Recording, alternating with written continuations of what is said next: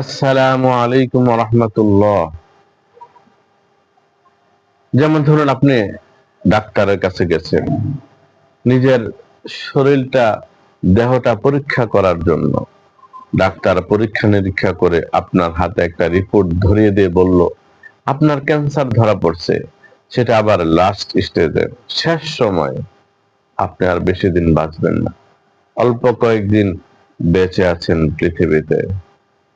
এই খবর আপনি জানেন, আপনার ফ্যামিলির আর কেউ জানে না। আপনি বাড়িতে গেছেন, অন্যান্য দিনের মতো আপনার বাবা আপনাকে বকাঝকা করছে, তুই অথর্বা, তুই নালায়েক, তুই কোনো কিছুই পারবি না, তুই বেকার, ইত্যাদি ইত্যাদি বলে বকাঝকা করছে, যেমন বাবা সন্তানকে বকে থাকে। আপনি কি অন্যান্য দিনের মতো বাবার কথার সাথে কথা বলবেন?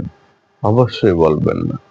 ওই দিন বাবার কথাগুলো আপনার কাছে মিষ্টি মনে হবে। কিছুক্ষণ পর মা ডেকে বলল, বাবা আয় খেতে আয়।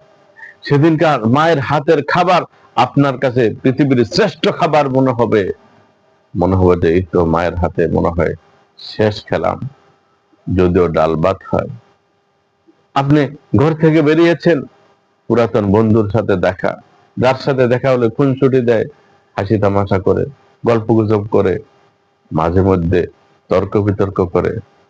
ওই দিন আর আপনি তর্ক বিতর্ক জড়াবেন না, বরং বন্ধুকে জড়িয়ে ধরে বলবেন, দোস্ত ভালো থাকিস, দোয়া করিস।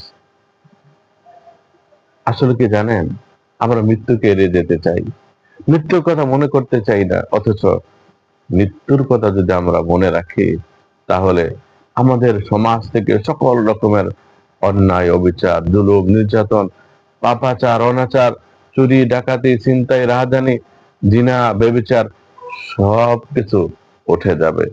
কোনো অপরাধ থাকবে না সমাজের ভিতরে। এজন্য আল্লাহ রাসূল বলছেন যে তোমরা বেশি বেশি করে মৃত্যুকে স্মরণ করো, আর মৃত্যুর স্মরণ তোমাদের অবৈধ চাহাতকে নস্যাৎ করে দেয়। আমরা কি চাইলে মৃত্যুর হাত থেকে বাঁচতে পারবো? আল্লাহ তাআলা বলেন, আইনামা তাকুনু ইউদরিকুমুল মাউত ওয়ালাউ কুনতুম ফি বুরুজিন মুসাইয়াদা।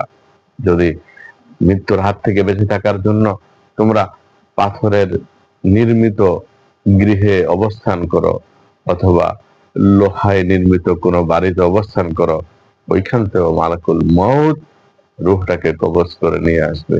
অতএব মৃত্যু থেকে বাঁচার কোনো উপায় নেই।